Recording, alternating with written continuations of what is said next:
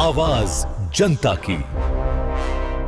बिहार में बुजुर्गों और असहाय लोगों को बड़ी राहत मिलने जा रही है। राज्य सरकार ने जमीन रजिस्ट्री की प्रक्रिया को आसान बनाते हुए घर बैठे रजिस्ट्री की सुविधा शुरू करने का फैसला लिया है।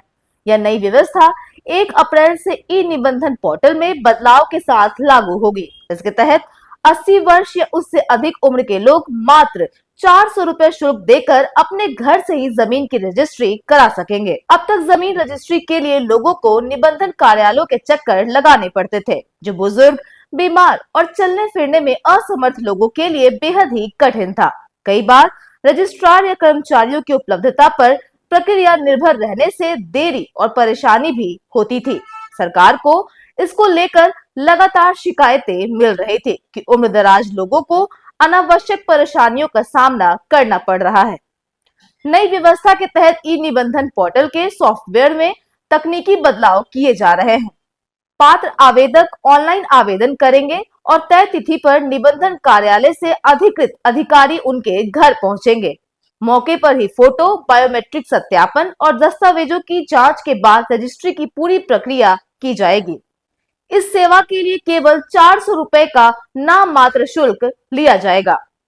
यह सुविधा विशेष रूप से 80 वर्ष या उससे अधिक उम्र के बुजुर्गों, शारीरिक रूप से असमर्थ व्यक्तियों और उन लोगों के लिए होगी जिनके पास देखभाल के लिए कोई परिजन नहीं है।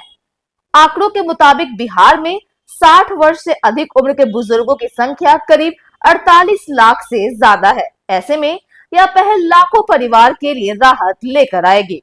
सरकार का कहना है कि यह कदम डिजिटल ईज ऑफ लिविंग की दिशा में एक अहम पहल है।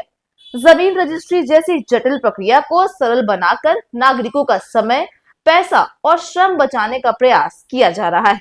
रजिस्ट्री पूरी होने के बाद सभी दस्तावेज डिजिटल रूप से उपलब्ध कराए जाएंगे, जिससे पारदर्शिता भी बढ़ेगी। ई निबंधन पोर्टल के तकनीकी अपडेट का काम फरवरी तक पूरा कर लिया जाएगा, ताकि 1 अप्रैल से यह सुविधा राज्य भर में सुचारू रूप से लागू की जा सके। इसके लिए सभी निबंधन कार्यालय को जरूरी उपकरण और कर्मचारियों को प्रशिक्षण भी दिया जा रहा है। तो कुल मिलाकर बिहार सरकार की यह पहल बुजुर्गों और असहाय लोगों के लिए जमीन रजिस्ट्री को आसान बनाते हुए डिजिटल सुविधा और पारदर्शिता की दिशा में बड़ा कदम माना जा रहा है। फिलहाल तो इस रिपोर्ट में इतना ही। ऐसी ही लेटेस्ट खबरों से अपडेट रहने के लिए आप हमारे चैनल को सब्सक्राइब करें और देखते रहिए न्यूज़ पीआर।